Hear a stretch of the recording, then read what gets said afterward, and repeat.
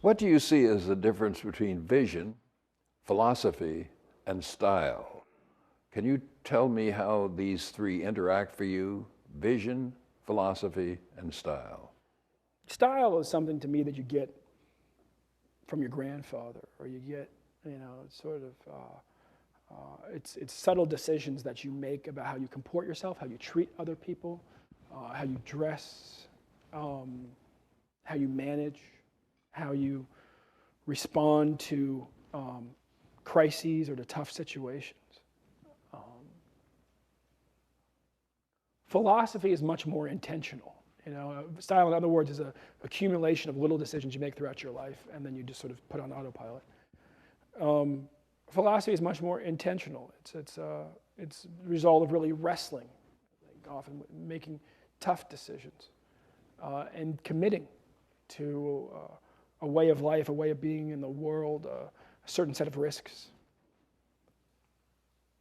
Vision, in my experience, is what you feel compelled to do. It's in that sort of context of your philosophy and your style, which are, I think, ultimately quite deliberate, even if they're small decisions over time. These are decisions you make, philosophy, things you choose.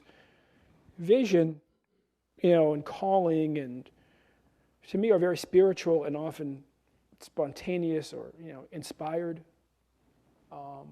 And in my experience, come with a sense of being compelled. That once you see something as possible, you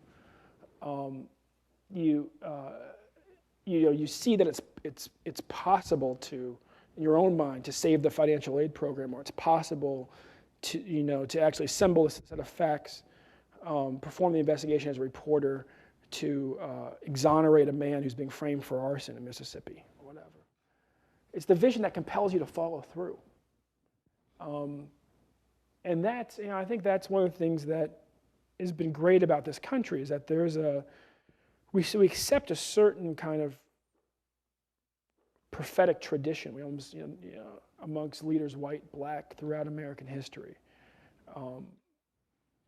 The influence of I don't know, religious zeal in this country is that we sort of tolerate leaders who are audacious, who put really big visions out there, and then who work, themselves often to death pursuing them. And we as Americans are willing to follow those folks. And that's one of the things that keeps us on the edge. I mean, you saw that with the Obama campaign. Clearly, Barack Obama had a vision.